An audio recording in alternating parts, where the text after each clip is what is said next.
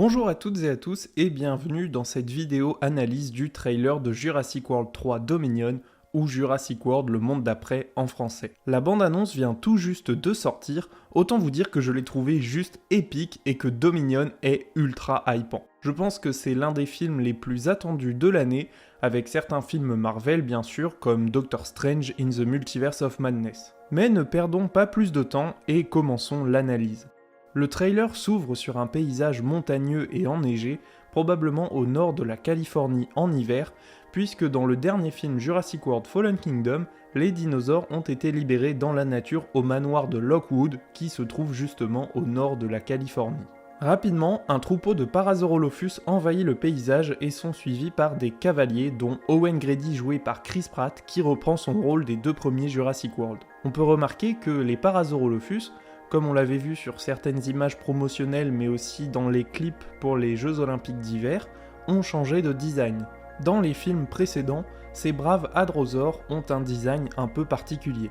Ils semblent assez maigres lorsqu'on regarde leur cou ou leur crâne surtout, alors qu'ils étaient en réalité plus trapus. Dans ce trailer, on voit bien que les animaux sont bien plus musclés que leurs prédécesseurs et plus réalistes. Par-dessus ce plan de western avec des Parasaurolophus inspirés de la vallée de Gwangi de 1969, nous entendons la voix de Richard Attenborough qui jouait John Hammond dans les deux premiers Jurassic Park et qui est malheureusement décédé en 2014. Je voulais montrer quelque chose qui ne soit pas une illusion.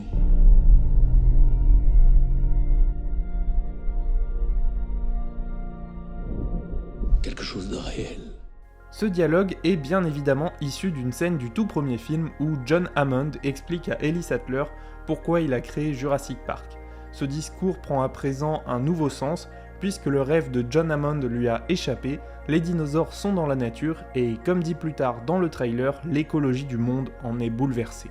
Alors juste une petite parenthèse sur ce plan parce que j'adorerais être à la place de Chris Pratt, le Parasaurolophus est mon dinosaure préféré, avec le soleil en arrière-plan, le dinosaure et l'image sont vraiment magnifiques. Le plan suivant s'attarde sur un Apatosaurus couvert de neige, probablement dans la même région.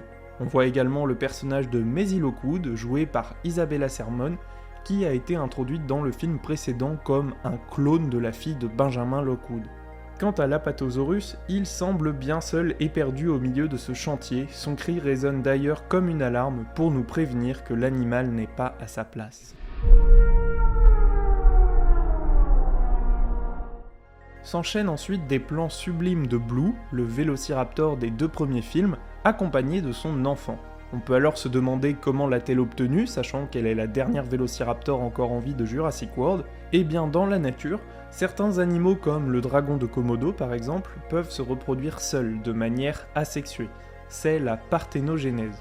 Peut-être que Blue s'est elle aussi reproduite de cette manière. Ce qui est aussi intéressant, c'est qu'à l'apparition du bébé, nous entendons la voix de John Hammond affirmant que la création est un acte de pure volonté. Ce qui est assez ironique, puisque cet enfant n'a pas du tout été voulu par les humains, mais que la vie a trouvé un chemin. Bon par contre, les raptors sont toujours en pronation, donc les mains en mode zombie poignet cassé qui serait impossible pour de vrais dinosaures. Mais c'est assez dommage puisque le Pyroraptor que l'on verra plus tard a lui les mains dans le bon sens.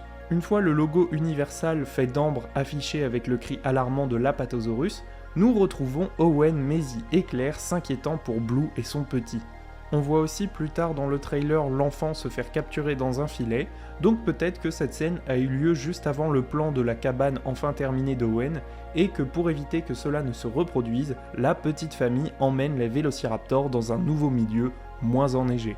En effet, comme le dit la voix off, les humains et les dinosaures ne peuvent pas coexister. Et juste après s'enchaînent de très beaux plans sur le Mosasaurus attaquant une cage remplie de poissons et faisant chavirer un bateau. Les CGI sont vraiment excellents, comme dans le reste de cette bande-annonce. S'enchaînent ensuite des plans du prologue déjà accessible sur YouTube depuis plusieurs semaines, où l'on voit Rexy, la T-Rex de Jurassic Park, Jurassic World et Jurassic World Fallen Kingdom, en train de ravager un cinéma de plein air et d'effrayer des spectateurs, dont le fils du réalisateur, déjà apparu dans Jurassic World premier du nom, en train de chevaucher un bébé Triceratops. Cette scène du tout début du film voit Rexy se faire pourchasser par des hélicoptères de la protection de la nature qui essayent de la capturer. Et juste après arrive une scène qui va enflammer internet, le retour de Sam Neill en Alan Grant et de Laura Dern en Ellie Sattler. Ça fait vraiment chaud au cœur de les revoir ensemble tous les deux, sachant que la dernière fois où ils étaient apparus, c'était dans Jurassic Park 3, et le rôle de Laura Dern était vraiment réduit à la limite du caméo. D'ailleurs, ce qui est assez rigolo, c'est qu'on les retrouve tous les deux sur un site de fouilles, probablement celui d'Alan, et donc que malgré la résurrection des dinosaures, la paléontologie continue d'exister, et ça fait vraiment plaisir. En plus, entendre les quelques notes de piano du thème de Jurassic Park au moment où Alan et Ellie se retrouvent, je trouve ça génial. Ellie Sattler. Alan Grant. Ne me dis pas que t'es venu jusqu'ici pour évoquer le bon vieux temps. Tu viens ou pas? D'ailleurs, il y a aussi quelques petits easter eggs sur ce plan, avec notamment une photo d'Alan et Ellie qui date du premier Jurassic Park, mais aussi la chambre de résonance avec laquelle Alan communique avec les raptors dans Jurassic Park 3.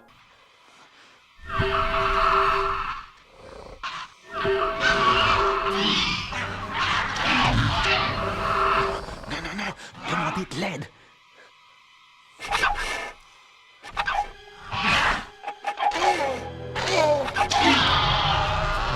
S'ensuit encore une fois un magnifique plan de Parasaurolophus en train de courir aux côtés de chevaux, l'ambiance fait très western, déjà le début du trailer faisait très cow-boy. On retrouve toujours cette inspiration vallée de Gwangi souhaitée par le réalisateur. Apparaît ensuite un nouveau dinosaure déjà teasé sur une affiche promotionnelle, le Therizinosaurus. Ce dinosaure théropode de Mongolie est principalement connu pour ses immenses griffes utiles pour attraper la végétation nécessaire à son alimentation, mais aussi pour se défendre contre les prédateurs. Ce qui est très intéressant, outre le fait qu'il porte des plumes, c'est que pour une fois dans la saga, un dinosaure végétarien présente une réelle menace pour les protagonistes. Sur ces images, nous entendons également un discours de Ian Malcolm, de retour comme dans Jurassic World Fallen Kingdom, et toujours très pessimiste sur le sort de l'humanité, évoquant même notre extinction. On voit également une séquence d'ADN humain mystérieuse et le Dr Wu qui a radicalement changé de look. D'ailleurs, dans le film, je me demande si le Dr Wu ne va pas mourir tué par une espèce de raptor ou une autre, puisque dans le tout premier livre Jurassic Park, il meurt tué par les vélociraptors. Nous retrouvons ensuite Claire sur les toits de Malte, pourchassée par un atrociraptor.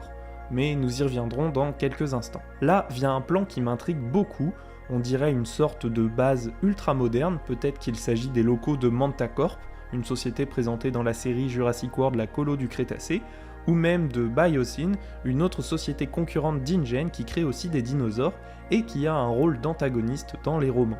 Sachant que le personnage de Lewis Dodson, qui travaille pour Biosyn, est présent dans le film. Il s'agit d'un grand antagoniste des livres, surtout dans le tome 2, mais aussi un personnage qui apparaît au tout début de Jurassic Park 1, dans une scène, ma foi, assez rigolote.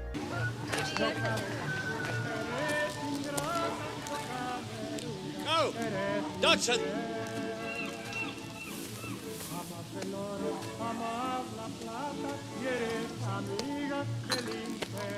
Ne dites pas mon nom.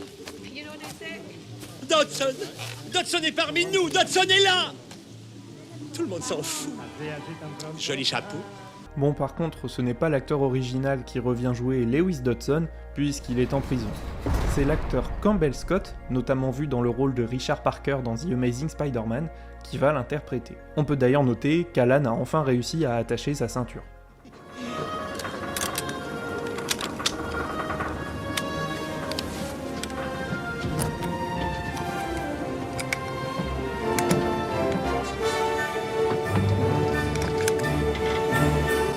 Plus tard dans le film, peut-être toujours sur cette base, arrive enfin un superbe dinosaure à plumes, un Pyroraptor. Et oui, un dinosaure français dans la saga Jurassic World.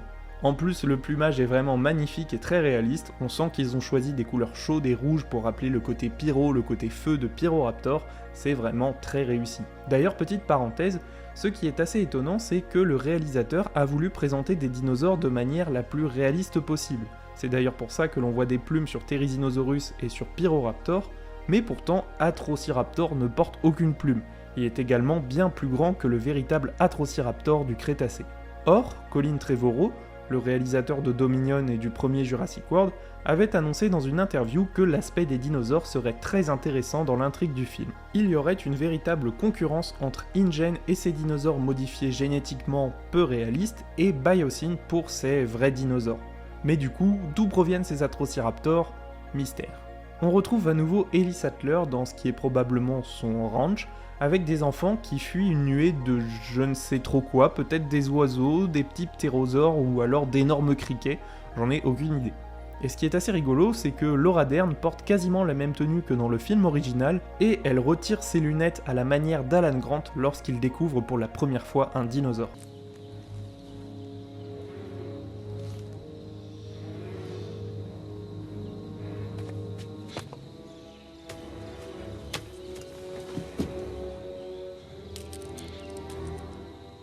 Je trouve que ce sont des clins d'œil assez sympathiques et qui appellent notre nostalgie. La course-poursuite, à moto bien sûr parce que c'est Chris Pratt, continue dans les rues de Malte, toujours avec nos Atrociraptors qui sont d'ailleurs vraiment stylés malgré l'absence de plumes. Owen arrive ensuite sur une place où un Allosaurus et un Carnotaurus sont en train d'effrayer les passants. Mais que font de grands dinosaures comme ça en liberté au beau milieu de Malte? Encore un mystère. On découvre ensuite Owen, Claire et le nouveau personnage de Dewanda Wise en train de piloter un vieil avion des années 40, sûrement un Nord-Atlas. Et ils sont rapidement attaqués par un ptérosaure gigantesque, le Quetzalcoatlus. C'est vraiment sympa de voir le Quetzalcoatlus en action, outre le fait qu'il soit vraiment énorme mais au design assez réaliste. Il faut savoir que ce reptile volant a déjà été présenté dans un teaser avant même la sortie du premier Jurassic World où il attaquait une plage. Le voir en action est super cool, même si je doute qu'un vrai ptérosaure s'attaquerait à un avion, et que les ptéranodons à ses côtés ont toujours de toutes petites crêtes. Mais bon, ce n'est pas la taille de la crête qui compte. De retour sur la terre ferme, nous pouvons voir un groupe de Nasutoceratops poursuivant et renversant des voitures. Alors je pense que Colin Trevorrow est vraiment fan de ce dinosaure puisqu'il l'avait déjà présenté dans le court-métrage de 2019 Battle at Big Rock où il affrontait un Allosaurus. Le trailer touche à sa fin et tous les plans s'accélèrent. Maisie est attaquée dans une sorte de cage échelle par un énorme théropode et il y a de grandes chances qu'il s'agisse du Giganotosaurus qu'on voit à la fin de la bande-annonce, mais j'y reviendrai. S'ensuit une infiltration dans un labo, probablement celui de Biosyn, avec Bryce Dallas Howard et Laura Dern ainsi que Sam Neill et Chris Pratt. Enfin, nous voyons les anciens acteurs à côté des nouveaux, nostalgie, en veux-tu, en voilà. En parlant de nostalgie, c'est le grand retour en animatronique d'un dinosaure extrêmement attendu depuis 1993 bien qu'apparu dans la colo du Crétacé, j'ai nommé le célèbre Dilophosaurus et sa collerette inventée il y a 30 ans. Alors là, je plains Claire parce que à cette distance, si le Dilophosaurus ne lui envoie pas un jet de venin dans les yeux, elle aura beaucoup de chance.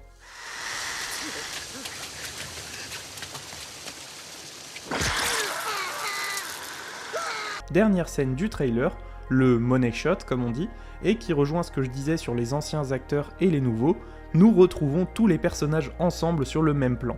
Alan Grant, Ian Malcolm, Ellie Sattler, Owen Grady, Claire Dearing, Maisie Lockwood et le personnage de Dewanda Wise. Ils font tous face à ce qui semble être le big boss du film, le Giganotosaurus. Les dialogues sont assez amusants avec le fait de ne pas bouger face à un gros théropode, et la phrase de Malcolm sur le fait que les dinosaures sont plus gros à chaque fois, ça m'a fait sourire. Bouge pas. Plus gros. Pourquoi faut-il qu'il soit toujours plus gros?